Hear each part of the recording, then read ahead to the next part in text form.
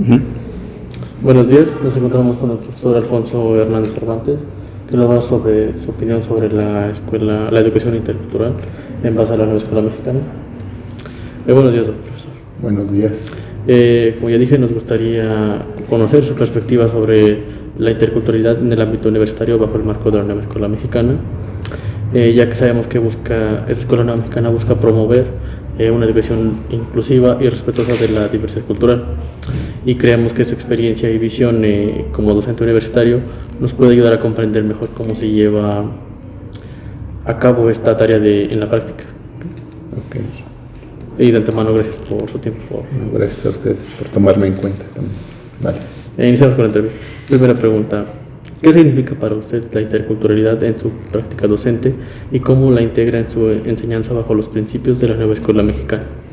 Sí, el concepto de interculturalidad nace con la visión, bueno, en primer lugar, de tener conocimiento que somos un país plurilingüe y multilingüe, ¿no?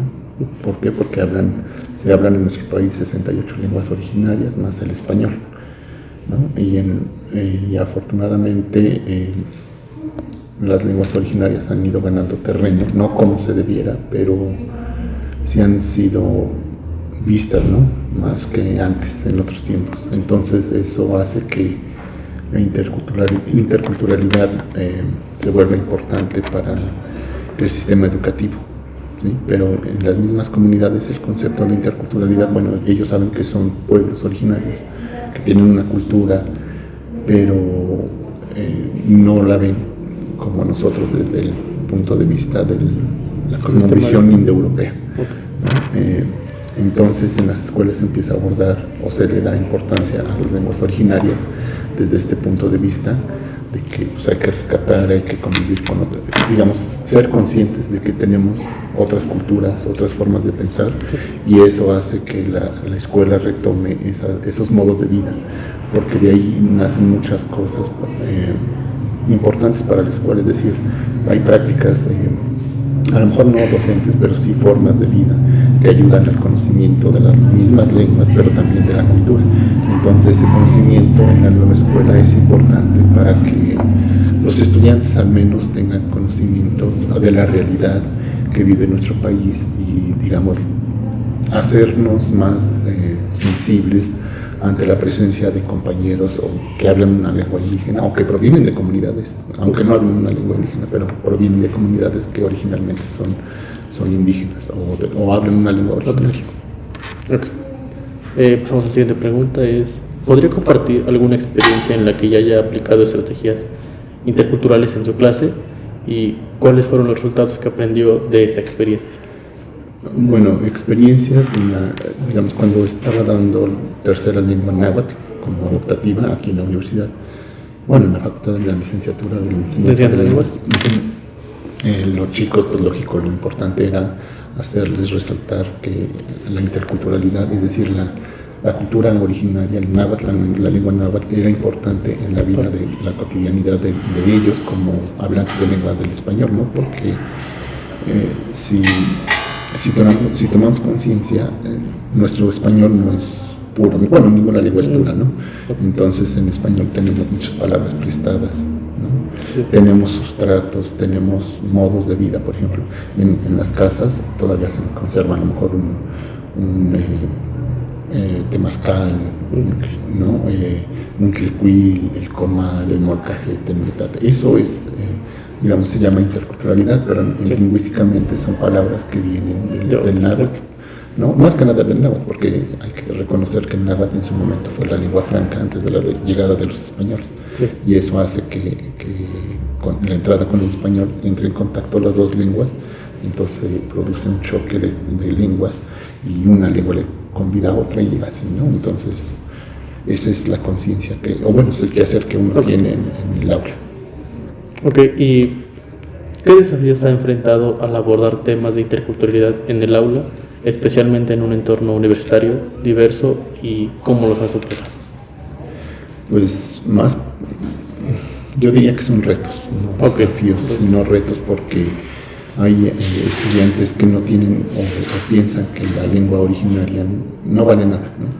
Y entonces, al entrar ellos, al decidirse en tomar la lengua originaria como tercera lengua, el reto es hacerlos conscientes de esta realidad, ¿no?, que vivimos, porque no es como tener como cultura el español aparte de las lenguas indígenas, ¿no? Y además de que estamos en un estado, al menos en Tlaxcala, donde convive el náhuatl, el otomí, y bueno, ahora ya hay totonacos y muchos más, y de otras lenguas originarias del sur de México. Entonces es un reto siempre orientar y convencer y que los estudiantes abran su mente hacia esa realidad que tenemos. Cuarta pregunta: ¿cómo promueven sus estudiantes la apertura hacia diferentes culturas y formas de pensamiento? Digamos, ¿qué impacto ha notado en ellos gracias a esta educación intercultural? Sí, muchos estudiantes que toman tercera lengua, aunque son 3 semestres nada más, es muy poco lo que aprenden, pero muchos de ellos se motivan y continúan un posgrado en lengua. Por ejemplo, he sabido de estudiantes que continúan el posgrado en lingüística indoamericana, donde ellos se perfeccionan más en estudios lingüísticos sobre lenguas originarias. Y entonces, digamos, ese es como una parte del quehacer, ¿no? Pero también hay estudiantes que se dedican a trabajar en el archivo, más los estudiantes de la licenciatura en historia, ¿no?, que su labor es trabajar con documentos antiguos del siglo XVI que están escritos en náhuatl y que es un reto para ellos, entonces, y que es complejo, ¿no? Más que nada la transcripción de textos es tremenda, ¿no?, porque como tenían una caligrafía, o tienen una caligrafía de manuscrita, y luego muchos símbolos, ¿no?, que ellos, los escribanos en su momento tenían, pues es difícil transcribir. Sí. Y una vez transcrito el documento, se traduce, como está escrito en náhuatl, se traduce al español. Y hay cosas que pues, son difíciles, o hay textos muy dañados, pero ese es el reto, ¿no?, que tienen los estudiantes. Y es satisfactorio verlos que trabajan en esas áreas. Ok, digamos, ¿en qué aspectos considera usted que sus experiencias y formación personal han influido en su visión de la interculturalidad dentro del marco de la escuela mexicana? Mira, yo también soy perito intérprete, entonces en los juzgados, digamos, esa experiencia me ha ayudado a reflejar en los estudiantes, en hacerlos conciencias de esta nueva escuela mexicana. Es decir, la nueva escuela mexicana tiene como cometido, es como rescatar los saberes de las comunidades e implementarlos en la escuela, porque la escuela no está alejada de la comunidad. Entonces, ese conocimiento se tiene que trasladar a la comunidad y de la comunidad a la escuela, ¿no? Entonces, ese es el objetivo, más que nada. Ok. Y por último, ¿qué cambios ha observado en el ámbito educativo con la implementación de la nueva escuela mexicana respecto a la valorización de la diversidad cultural? Bueno, es un modelo nuevo, ¿no?, pero se está implementando, sí. Muchas veces, como son cuestiones de políticas lingüísticas en nuestro país, entonces obedece a que la nueva escuela, la escuela como institución se adapte a esa nueva disposición política. Y eso hace que se rescaten a lo mejor las lenguas originarias, ¿no?, por ejemplo. Pero sí es preocupante que solo algunas lenguas originarias, porque en nuestro país hay lenguas que ya están a punto de desaparecer. Por ejemplo, aquí en Tlaxcala tenemos el otomí alrededor. Yo quiero pensar, no tengo el dato seguro, pero quiero pensar que hay 50 hablantes de otomí, del Yumu de aquí de Ixtenco.